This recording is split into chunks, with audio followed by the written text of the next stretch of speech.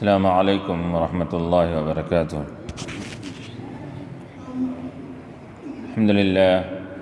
للہ رب العالمین، العاقبۃ للمتقین، والصلاة والسلام علی اشرف الانبیاء والمرسلین وعلی آلہ وصحبہ اجمعین، اما بعد فقد قال اللہ تبارک وتعالی فی القرآن المجید والفرقان الحمید، اعوذ باللہ من الشیطان الرجیم، بسم اللہ الرحمن الرحیم۔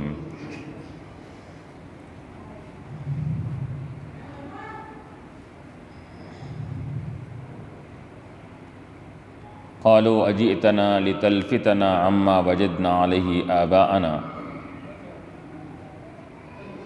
قالوا اجئتنا لنعبد اللہ وحدہ ونذر ما كان يعبد آباؤنا فأتنا بما تعدنا إن كنت من الصادقين قال قد وقع عليكم من ربكم رجس وغضب أتجادلونني في أسماء سميتموها أنتم وآباؤكم ما نزل الله بها من سلطان فانتظروا إني معكم من المنتظرين فأنجيناه والذين معه برحمة منا وقطعنا دابر الذين كذبوا بآياتنا وما كانوا مؤمنين، صدق الله العلي العظيم۔ قال تعالى في مقام آخر في شأن حبيبه الكريم إن الله وملائكته يصلون على النبي يا أيها الذين آمنوا صلوا عليه وسلموا تسليما۔ حضرین کرام و معزز سامعین، جیسا کہ سابقہ آیات میں آپ کے سامنے قوم عاد کا ابتدائی تذکرہ کیا گیا،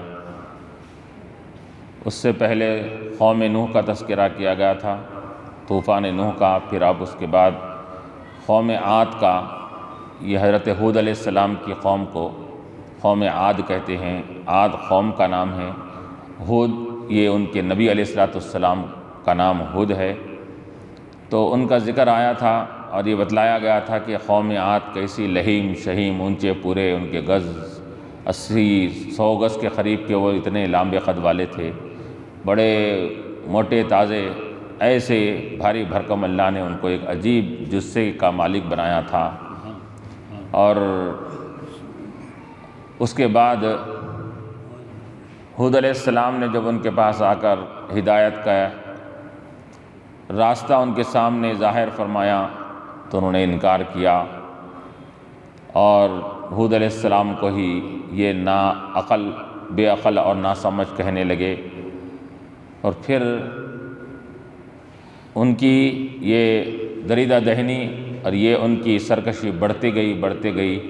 باوجود یہ کہ وہ ہود علیہ السلام ان کو بارہا سمجھاتے رہے۔ تو اب آگے اسی کا تذکرہ چل رہا ہے، قوم عاد ہی کا۔ تو جب ہود علیہ السلام اصرار کرنے لگے نصیحت کو ماننے کا کہ میری بات کو مانو، غیر اللہ کی عبادت کو چھوڑو، صرف اللہ وحدہ لا شریک کی عبادت کرو، تو انہوں نے کہا کہ قالوا اجئتنا لنعبد اللہ وحدہ، کیا ہمارے پاس آئے ہیں کہ بتلانے کے لیے کہ ہم لنعبد اللہ وحدہ، کہ ہم ایک اللہ کی عبادت کریں، وَنَذَرَ مَا كَانَ يَعْبُدُ آبَاؤُنَا، اور ہم چھوڑ ڈالیں وہ معبودوں کو جو ہمارے آباء اجداد جس کی عبادت کرتے تھے، کہ وہ دیوتاؤں کو چھوڑ ڈالیں ہم، جس دیوتاؤں اور بتوں کو ہمارے والد، دادا، پردادا، ہمارے آباء اجداد جن کی عبادت کرتے تھے، ہم ان کو چھوڑ کر آپ کی بات کو مان لیں۔ تو انہوں نے انکار کیا، کہا کہ اجئتنا لنعبد اللہ، کہ آپ آئے ہیں ہمارے پاس۔ تو چونکہ آنے کا ذکر کیا تو علماء فرماتے ہیں کہ انبیاء علیہ السلام دنیا میں پیدا ہونے کے بعد جب شعور کا زمانہ آتا ہے تو وہ اللہ کی طرف راغب رہتے ہیں، اللہ تعالیٰ ان کو عبادت و ریاضت کے ذریعے اپنا قرب خاص عطا فرماتا ہے، پھر اس کے بعد امت کی طرف بھیجتا ہے اللہ تعالیٰ ہدایت دینے کے لیے۔ تو یہ بھی کئی مہینے کئی سالوں تک یہ ایک بے آب یعنی کہ غیر آباد علاقے میں جا کر اللہ کی عبادت میں لگے ہوئے تھے۔ اب وہاں سے جب اللہ نے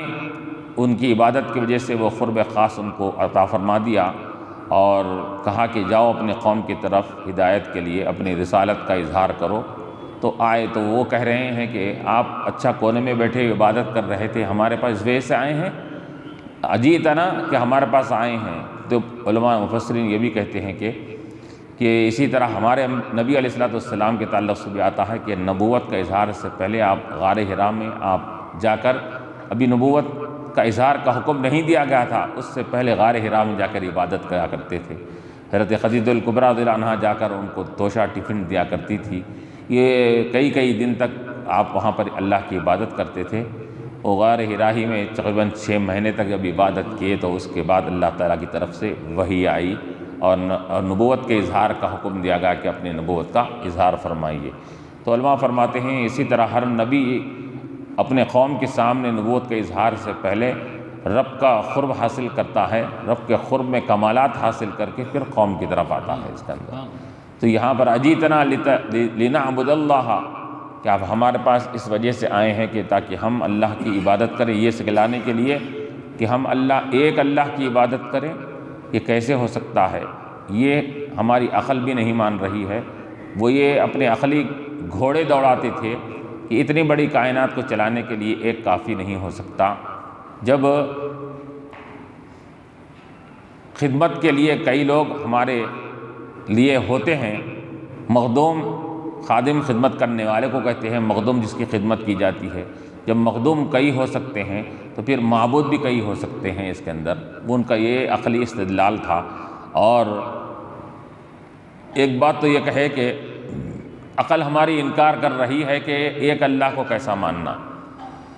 دوسری بات اور ایک استدلال کر رہے ہیں کہ ارے ہمارے آبا اجداد کا ہم بیوقوف تھے، وہ ہمارے باپ دادا پردادا سب یہ عبادت کرتے ہوئے آئے ہیں دیوتاؤں کی بتوں کی، پھر ہم دو چیزیں آپ کی بات سے ہمارا انکار کر رہی ہے، ایک تو عقل نہیں مان رہی ہے، دوسرے ہمارے آبا و اجداد کا جو عقیدہ اور طریقہ چلے آ رہا ہے اس کے خلاف بھی یہ بات ہے، اس وجہ سے ہم آپ کی بات کو نہیں مانتے۔ لنعبد اللہ وحدہ ونذر ما کان یعبد آباؤنا، اور ہم چھوڑ دیں ان دیوتاؤں کو، معبودوں کو، ما یعبد آباؤنا، ہمارے آبا جس کی عبادت کرتے تھے۔ فأتنا بما تعیدنا، اب نوح علیہ السلام نے ان سے کہا تھا کہ دیکھو، بارہا ان سے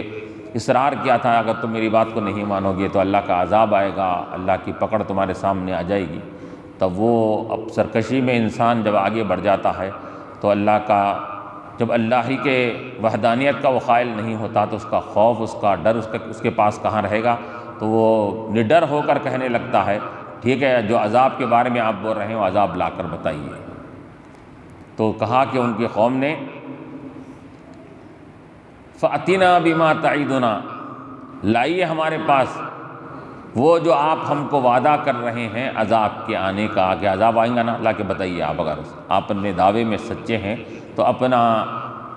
عذاب کے اللہ کی طرف سے آنے کا یہ معاملہ ہمارے سامنے لا کر بتائے۔ فَأْتِنَا بِمَا تَعِدُنَا إِن كُنْتَ مِنَ الصَّادِقِينَ، اگر آپ اپنے دعوے میں سچے ہیں،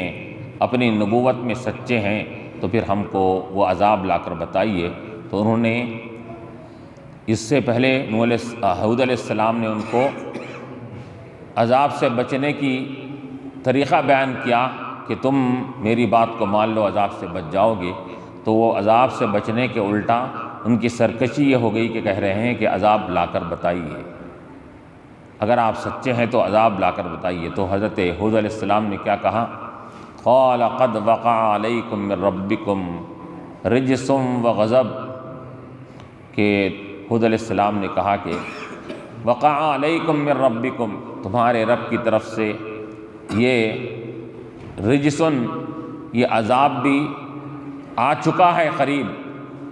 وغضب، اور اللہ کا غضب اور اس کا غصہ بھی تمہارے اوپر وارد ہو چکا ہے۔ یہ آ چکا ہے جو فرما رہے ہیں، اس وجہ سے فرما رہے ہیں کہ حضرت ہود علیہ السلام یہ عذاب کو آتا ہوا دیکھ رہے تھے اور وہ لوح محفوظ پر ان کے عذاب کی شکلوں کو مشاہدہ کر رہے تھے۔ تو آپ نے کہا مانگ رہے ہیں، ارے میں تو دیکھ رہا ہوں آ گیا قریب، اب عذاب آنے ہی والا ہے تمہارے پاس۔ تو وہ دیکھ کر کہہ رہے ہیں کہ واقع ہو چکا ہے عذاب، مطلب یہ کہ آنا اس کا اتنا یقینی ہے جیسا کہ وہ ہو چکا ہے اس کے اندر۔ آپ نے کہا کہ وقع علیکم من ربکم، تمہارے رب کی طرف سے وہ عذاب بھی آ رہا ہے اور اللہ کا غضب بھی تم کو پکڑنے والا ہے، رجسم و غضب۔ تو اب یہاں پر دو چیزیں فرمایا، ایک رجس فرمایا، دوسرا غضب فرمایا۔ تو رجس سے مراد ہے عذاب اور غضب سے مراد اللہ کی ناراضگی اور اس کا غصہ مراد ہے اس کے اندر۔ اور بعض علماء، بعض مفسرین نے کہا کہ یہاں پر رجس سے مراد ہے کہ اللہ تعالیٰ تم کو عذاب میں مبتلا کرے گا، وغضب یعنی کہ دنیا میں بھی عذاب آئے گا، وغضب سے مراد ہے آخرت میں بھی تم کو عذاب آنے والا ہے، دونوں طرف سے تم کو عذاب ملنے والا ہے، یہ میں دیکھ رہا ہوں۔ اتجادلوننی فی اسماء سمیتموہا انتم وآباؤکم،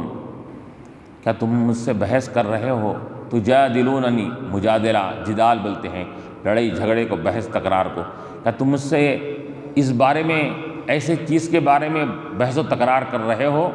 فی اسماء، ایسے ناموں کے بارے میں، سمیتموہا، جس ناموں کو تم نے اپنے طرف سے رکھ لیا ہے، وہ نام جس کی حقیقت پیچھے کوئی بھی نہیں ہے، جیسا کہ دیوتا ہیں، معبودان باطل ہے، ان کے بتیں ہیں، بتوں کی حقیقت کچھ اس کی کوئی بھی نہیں ہے، نہ وہ کوئی ذات ہی نہیں ہے اس کے اندر، ان کا کوئی وجود ہی نہیں ہے۔ تو آپ فرما رہے ہیں کہ تم صرف اپنے طرف سے وہ بتوں کے نام خود سے رکھ لیے تھے، یہ کہتے تھے کہ یہ کیا ہے، سائقہ ہے، یہ بت پانی برساتا ہے، یہ رازقہ ہے، اس کے بعد جا کے مانگے تو رزق دیتا ہے، وہ فلاں ہیں فلاں ہیں، اپنی طرف سے نام گھڑ کر انہوں نے ان کے بتوں کو نام رکھ لیے تھے۔ تو آپ فرما رہے ہیں کیا تم مجھ سے بحث و تکرار کر رہے ہو ایسے ناموں کے تعلق سے کہ جس ناموں کے پیچھے کوئی مسمى ذاتی نہیں ہے، اس کے اندر نام ہوتا ہے تو نام والا ہوتا ہے، یہ نام ایسے کیسے نام ہے کہ نام کے پیچھے نام والا ہی نہیں ہے، اس کا کوئی وجود ہی نہیں ہے اس کے اندر۔ جو وجود ہوتا ہے اس کا نام ہوتا ہے، ارے جو موجود نہیں ہے، جس کا وجود ہی نہیں ہے، اس غیر موجود کو تم معبود بنائے ہوئے ہیں اس کے اندر۔ معبود کے لیے وجود اور اس کا ہونا ضروری ہے اس کے اندر، اور تم نے جس کو معبود بنایا ہے وہ موجود ہی نہیں ہے، تو جو موجود نہیں، غیر موجود کو تم نے معبود بنا لیا اس کے اندر۔ آپ نے کہا کہ فی اسماء سمیتموہا انتم وآباؤکم، کہ تم نے بھی نامے رکھ لیے تھے، تمہارے آبا و اجداد نے رکھ لیے تھے، جیسا کہ آج کل بھی اب غیر مسلموں اور کیا ہے کہ ہنود کے پاس ہوتا ہے اس کے اندر، ہر ایک کے دیوتاؤں کے نام مختلف رکھ لیتے ہیں، اس کے اندر ہے مٹی کے مجسمے بنے ہوئے ہیں، کسی کا نام کچھ، کسی کا نام کچھ، کسی کا نام کچھ، مختلف نامے رکھ لیے اس کے اندر، حالانکہ ذات کچھ بھی نہیں ہے اس کے اندر، خود ہی بنائے ہیں، مٹی سے بنائے، خود ہی تیار کرے، خود ہی اس کا نام رکھنے اس کے اندر ہے۔ تو اسی طرح اس زمانے میں بھی اسی بت پرستی اور اس طرح کے عالم کی دیوتاؤں کو بنانا رائج تھا۔ تو آپ فرما رہے ہیں سمیتموہا انتم، تم بھی نام رکھ لیے سو ہے، تمہارے آبا و اجداد بھی جو کیا کرتے تھے، بت پرستی کرتے تھے، یہ نام رکھ کر یہ تمہارے آبا اجداد کا ایک طریقہ ہے۔ وانتم وآباؤکم ما نزل اللہ بہا من سلطان، کہ اللہ تعالیٰ نے اس کے بارے میں کوئی دلیل اور کوئی حجت اور کوئی پختہ خبی دلیل اللہ نے نہیں نازل فرمائی۔ کہ اللہ تعالیٰ نے کہا کہ کیا ہے ان کا کوئی وجود ہے، ان کی بھی کوئی حیثیت ہے، اللہ نے فرمایا ہے کہ نہیں فرمایا۔ ما انزل اللہ بہا من سلطان، یعنی اللہ تعالیٰ نے اس کے لیے کوئی حجت اور قوی دلیل اس کے اللہ تعالیٰ نے نہیں نازل فرمائی۔ بتاؤ اس کے اندر کہ اگر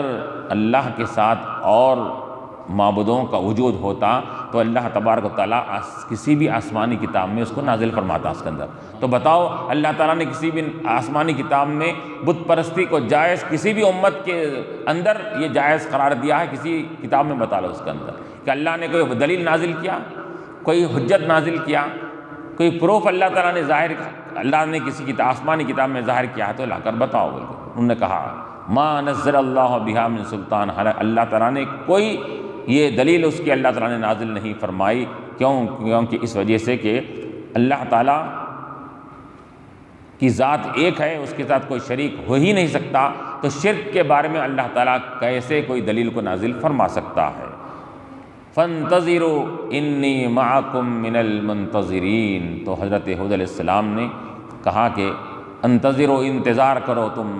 انی معکم من المنتظرین، میں بھی انتظار کرنے والوں میں سے ہوں تمہارے ساتھ۔ تم اللہ کے عذاب کا انتظار کرو، اللہ کی پکڑ کا انتظار کرو، اور اس عذاب کے پکڑ کے وقت میں جو اللہ تعالیٰ مجھ پر، میرے ماننے والوں پر جو اللہ رحم فرمائے گا، میں اس رحمت کا انتظار کر رہا ہوں۔ تم عذاب کا انتظار کرو، میں رب کی رحمت کا انتظار کر رہا ہوں۔ تم بھی منتظر ہے، میں بھی منتظر ہوں۔ تم منتظر ہے عذاب کے آ جانے کے، اور میں تم کو عذاب میں مبتلا دیکھنے کا منتظر ہوں، ساتھ میں اس کے اللہ تعالیٰ جو کرشمہ ظاہر فرمائے گا، وہ عذاب آ کر مجھ پر اور میرے ماننے والوں پر جو عذاب سے بچائے گا، میں اس کا منتظر ہوں، اس کو دیکھ رہا ہوں۔ تو حود علیہ السلام نے کہا فانتظروا، کیونکہ وہ لوگ انتظار میں تھے تو کہا فانتظروا انی معکم من المنتظرین۔ تو اللہ تعالیٰ آگے فرما رہا فانجیناہ، تو اب کیا ہوا اس کے بعد؟ تو اللہ تعالیٰ فرما رہا ہے کہ جب یہ لوگ ماننے والے نہیں تھے، سرکشی ان کی ہاتھ سے آگے بڑھ گئی تھی، تو اللہ تعالیٰ فرما رہا ہے، اور نبی حود علیہ السلام نے دعا فرمائی تھی کہ اللہ تعالیٰ یہ قوم ماننے والے نہیں ہیں، ان کے اوپر عذاب نازل کر دے۔ علماء مفسرین فرماتے ہیں کہ کسی بھی نبی کی امت پر عذاب جو آیا ہے وہ نبی کی بد دعا ہی سے عذاب آیا ہے۔ کبھی بھی اللہ تعالیٰ عذاب کو نازل نہیں فرمایا، باوجود کہ نافرمانی، سرکشی اور اتنی حد سے آگے بڑھ جاتی تھی، لیکن اللہ تعالیٰ ان کو ڈھیل دیتا تھا۔ لیکن نبی علیہ السلام کی گستاخی کرنے کے بعد وہ نبی علیہ السلام ہر زمانے کے جب ان سے بیزار ہو کر رب کے سامنے اپنے ہاتھ اٹھا کر دعا کیے تو اللہ نے عذاب کو نازل فرمایا۔ تو اللہ تعالیٰ اپنے نبی کی یہ بد دعا کو رائے گا نہیں کہ، تو حضرت حود علیہ السلام نے بھی دعا فرمائی تھی، بد دعا کی تھی، یہ ماننے والے نہیں ہیں، بار الہ ان کو نیست و نابود کر دے، ان کو ختم کر دے۔ تو اللہ تعالیٰ آگے فرما رہا ہے فانجیناہ،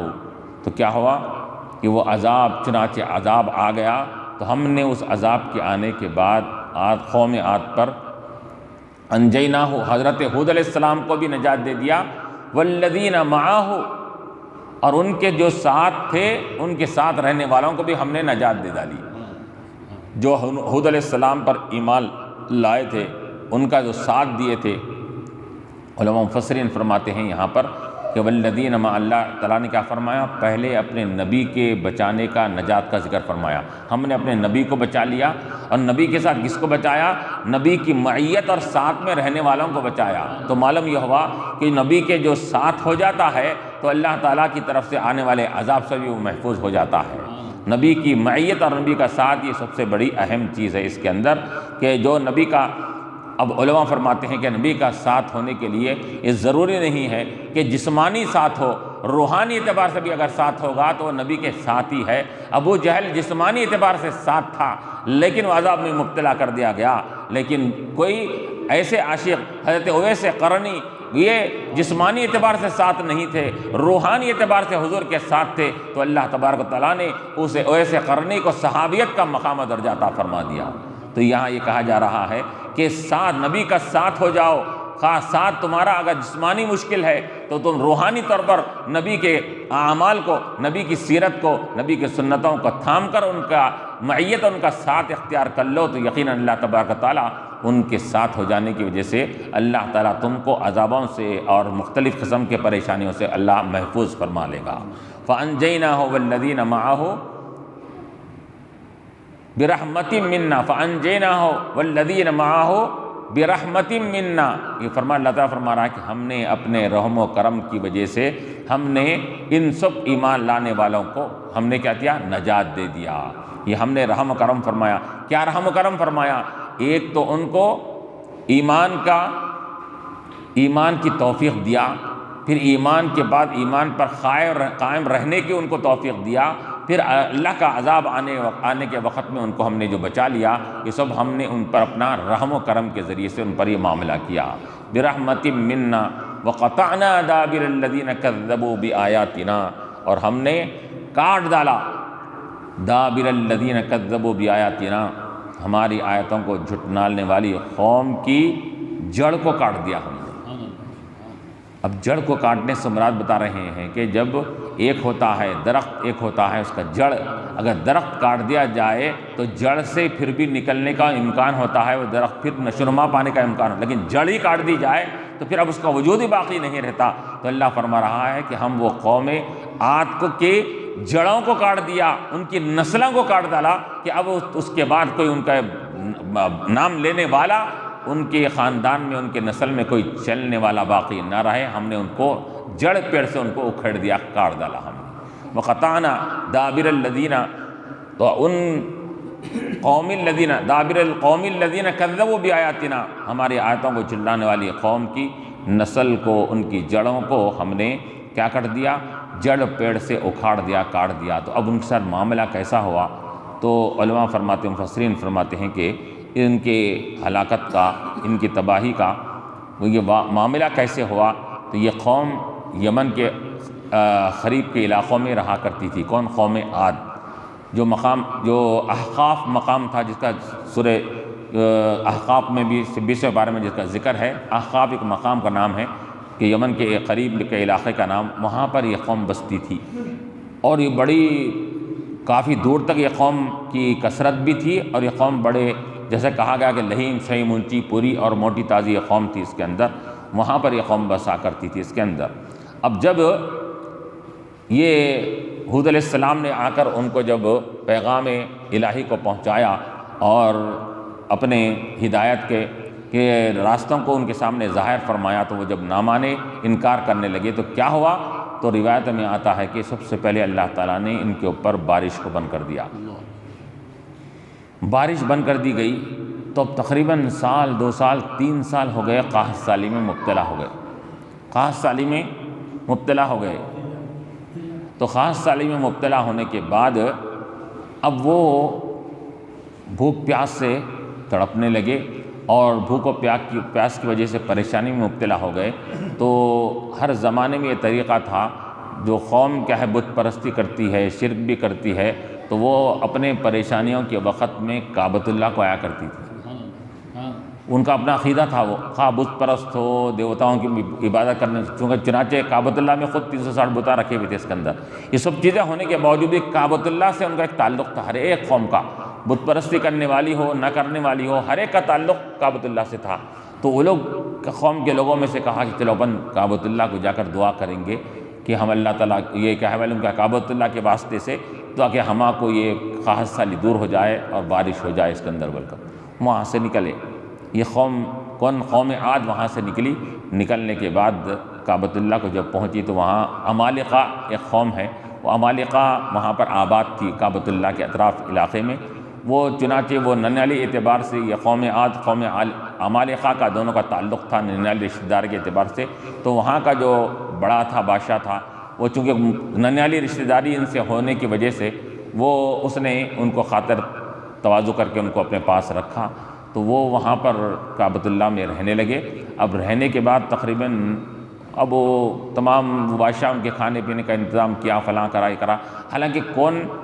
قوم عاد میں سے صرف 70 افراد آئے تھے یہاں پر، کیونکہ ہزاروں لاکھوں کی تعداد میں ہیں، پورے تو نہیں آ سکتے، تو انہوں نے منتخب کر کے 70 آدمیوں کو بھیجایا تھا۔ کون؟ قوم عاد کے 70 چنندہ لوگوں کو بھیجایا گیا تھا، تم جا کر کعبۃ اللہ میں دعا کرو۔ تو 70 افراد نکل کر یہاں پر آئے، تو وہ وہاں کا قوم عمالقہ کا جو بڑا بادشاہ تھا، اس نے چونکہ دور کی رشتہ داری ہونے کی وجہ سے ان کی خاطر تواضع کیا، ان کو اپنے مقام پر رکھا، ایک علاقہ دے دیا، ایک گھر دے دیا، وہاں رہنے لگے، کھانا پینا۔ اب اس کے بعد کیا ہے، اب یہاں پر آ کر رہ کر انہوں عیش و عشرت میں پڑ گئے، خوب کھا رہے ہیں پی رہے ہیں، بادشاہ کی کیا ہے مہمان نوازی میں رہ کے ہر قسم کی کیا ہے شراب بھی چل رہا، کباب بھی چل رہا، ہر قسم کی چیزیں چل رہی ہیں اس کے اندر۔ تب بادشاہ دیکھا کہ یہ آئے تھے کس وجہ سے، یہ لوگ دعا کرنے کے لیے کعبۃ اللہ کو آئے ہیں، ان کی قوم پوری کیا ہے وہاں پر پریشان ہیں، اور ان کی قوم وہاں پر کھانے پینے سے پریشان ہیں، قحط سالی میں مبتلا ہے، اور ان کو کھانے پینے کی اشیاء نہیں مل رہی ہے، وہاں بھوک سے بلک رہے ہیں۔ اب یہ ہے کہ یہاں پر عیش پرستی میں لگے ہوئے ہیں، تو بادشاہ نے ان کو دوسروں کے ذریعے سے، باندی بھی تھی اس زمانے میں، وہ ناچنے گانے والے ان کو وہ بھی سنا کرتے تھے، تو اس نے کچھ بعض ایسے الفاظ اس کو سکھا دیے بادشاہ نے باندی کو، تو وہ باندی کا روز گانا سنتے، دنتا ہم کھاتے پیتے باندی کا گانا سنتے، وہ باندی ایسے اشعار گنگنائی کہ تم یہاں پر عیش و عشرت میں ہو، تمہارے بال بچے رشتہ دار، تمہارے کیا ہے خاندان والے ماں باپ تمہارے وہاں پر بلک رہے ہیں، پریشان ہیں، وہ ہے بولے۔ تو جب ان کو سمجھ میں آیا کہ ہم کس غرض سے یہاں پر آئے تھے، اب ان کو ہوش کے ناخن اب لیے، اس کے بعد انہوں نے کہا کہ چلو کس غرض سے آئے تھے ہم، کعبۃ اللہ میں دعا کرنے کے لیے آئے تھے۔ تو وہ 70 افراد نکل کر وہاں کعبۃ اللہ کو گئے، جا کر دعا کیے۔ دعا کرنے کے بعد کہ ہماری قحط سالی دور ہو جائے، تو اللہ تعالیٰ نے آسمان کے اوپر 3 قسم کے بادلوں کو ظاہر فرمایا، سفید بادل، لال بادل، کالے بادل، اور کہا کہ تم ان 3 بادلوں میں سے کس بادل کو چوائس کرتے ہو، چنتے ہو، چوز کرتے ہو، کر لو اس کے اندر۔ تو انہوں نے کہا کہ ارے کالے بادل میں پانی زیادہ ہوتا ہے، کالے بادل جو ہوتے ہیں ہم کو پانی کی ضرورت ہے، 3 سال سے پانی نہیں پڑا، قحط سالی ہے، کالے بادل کو چننا چاہیے۔ انہوں نے کہا کہ کالے بادل کو ہم چنتے ہیں کہ ہم کو کالے بادل ہم کو دیے جائیں۔ تو ٹھیک ہے، یہ چنانچہ وہ بادل کو انہوں نے چن لیا۔ پھر وہاں سے نکلنے کے بعد جب یہاں پر آئے اپنے علاقے میں، اپنے یمن کے اطراف کے قریب کے علاقے میں جب آئے، تو آنے کے ساتھ ہی آہستہ آہستہ آنے کے ساتھ ہی بادلوں کا چاروں طرف سے وہ منڈتے ہوئے بادل آئے، وہ کالے بادل آ گئے، اور وہ قوم کے سامنے کا عالم کیا ہے، وہ خوشی کا اظہار کر رہے ہیں، دیکھ گئی ہم جا کے کعبۃ اللہ میں دعا کر رہے تھے، ہماری دعا قبول ہو گئی، اب بارش ہونے والی ہے، سخت بارش ہوں گی، اور جتنے ہمارے سو کے علاقے ہیں پورے وہ ہرے بھرے اور سرسبز و شاداب ہو جائیں گے۔ یہ خوشی کا انہوں نے اظہار کیا اس کے اندر۔ تو لیکن کیا ہوا، وہ کالے بادلوں میں سے اللہ تعالیٰ نے بارش کو نہیں بلکہ وہاں پر خطرناک قسم کی آندھی کو رکھا تھا۔ وہ بادل سے، ہر بادل سے بارش نکلتے ہیں، لیکن اللہ تعالیٰ کی قدرت یہ ہے کہ بادل سے جہاں بارش نکلتی ہے، اللہ چاہا تو وہ بادل سے ہوا اور آندھی بھی نکل سکتی ہے۔ اللہ نے آندھی کو نکالا اس سے، ایسی خطرناک بادلیں آنے کے بعد آندھی ہوئی کہ اتنی خطرناک آندھی جس کا ذکر اللہ تعالیٰ نے قرآن میں دوسرے مقام پر فرمایا اس کے اندر، فَأَرْسَلْنَا عَلَيْهِمْ رِيحًا صَرْصَرًا، تیز ٹھنڈی ہوا ہم نے ان کے اوپر بھیجی اس کے اندر، فی ایام نحسات، منحوس ایام بن گئے ان کے لیے۔ وہ کتنے دن رہی؟ 7 لیال و 8 ایام، 7 رات اور 8 دن تک، 7 لیال و 8 ایام۔ وہ ہوا جو چلی، وہ بتاتے ہیں کہ وہ اپنی آندھی جو جتنی تیز رفتار میں آ سکتی ہے اس سے کئی گنا تیز رفتار میں آندھی چلی اس کے اندر۔ آندھی کی بھی ایک رفتار ہوتی ہے اس کے اندر، وہ اپنی انتہا کی جو رفتار ہوتی ہے اس سے بھی زیادہ خطرناک طریقے سے وہ آندھی چلنے لگی۔ وہ کب تک چلی؟ وہ آج شروع ہوئی، روایت میں آتا ہے کہ شوال کی 22 تاریخ کو جو شروع ہوئی، چہارشنبے کے دن صبح میں شروع ہوئی تو دوسرے دن چہارشنبے کے دن شام میں ختم ہوئی۔ 8 دن اور 7 راتیں وہ مسلسل وہ آندھی چلتی رہی اس کے اندر۔ جیسا کہ اس سے پہلے قوم نوح کے لیے عذاب میں ان کو مبتلا کیا گیا، تو پانی آیا، پانی آنے کے لیے ان کے قوم کو ڈبانے کے لیے پانی تھوڑا بھی کافی تھا، لیکن اللہ تعالیٰ کی ناراضگی اور اس کے غضب کو ظاہر کرنے کے لیے پورے روئے زمین پر اللہ نے پانی کو پھیلا دیا تھا اس کے اندر، اور